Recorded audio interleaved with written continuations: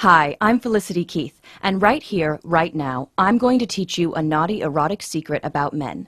Even the nicest, shyest, most innocent woman can use to get a man more turned on and desperate for you than he's ever been in his entire life. Once you learn this naughty erotic secret, like thousands of ecstatic women have, you'll see a sudden fire of lust in his eyes, even if he barely looks at you now. He'll shiver with need for you and only you, distracted and sweaty, unable to think of anyone or anything but your lips, your body, your skin. And as you turn up the heat, you'll feel the magic happen, as he worships you as his own personal erotic goddess and can't even look at or think about other girls. So you become the star of his every private fantasy.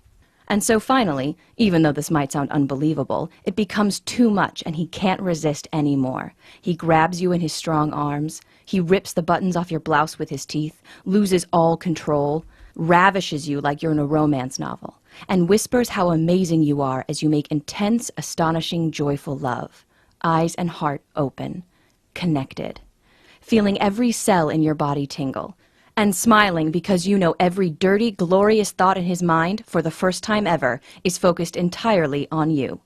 I know this sounds fantastic and hot and a little unbelievable right now, but I promise, woman to woman, even if you're shy, or if you're a good girl who feels the silent need to be just a little naughty, you're going to learn right now why the mind is the only erogenous zone on a man that matters, and how to make your man, or any man, desperate to be yours and only yours as long as you want him. Who the heck am I to make such an amazing promise? Like I said, my name is Felicity Keith, and no, I'm not a stripper or a sexpert or a nymphomaniac or anything like that. If you saw me at the supermarket, you'd just see a regular, 40-ish, slightly overweight single mom. But that's not what my boyfriend Kevin sees at all. When he looks at me, he sees his lover he could never live without. Even though just 18 months ago I thought we were doomed. That I was going to be heartbroken and alone again. Warning. What I'm about to tell you is a very personal story that might trigger some very intense emotions in you, and I'm only sharing it with you because I think you'll feel a pang of terrible recognition at what happened to me. And I just think the lesson of what happened could transform your life and your relationships with men forever. But only if you listen closely right now, before it's too late. "Talk dirty to me," he said on our 1-year anniversary. We were in bed, making love. I felt a rush of panic in my chest. Fear. "Tell me how you feel," he grunted again. And I felt my mouth go dry, my heart racing as I panicked and my mind went totally blank. What did he want me to say? What did he want me to do? Finally, awkwardly, I opened my mouth and whispered, "Your penis feels really good."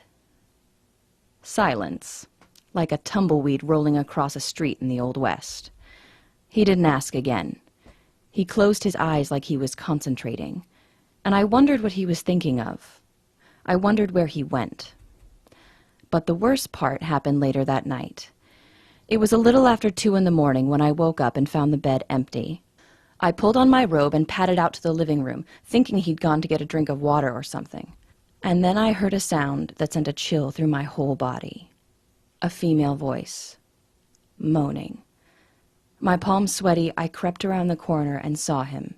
The man I loved, Kevin, sitting at the computer naked, touching himself. We'd just made love a few hours before, but here he was masturbating and watching porn. I've always wondered why guys do that. Why would you need to watch porn when you've got a real woman right there?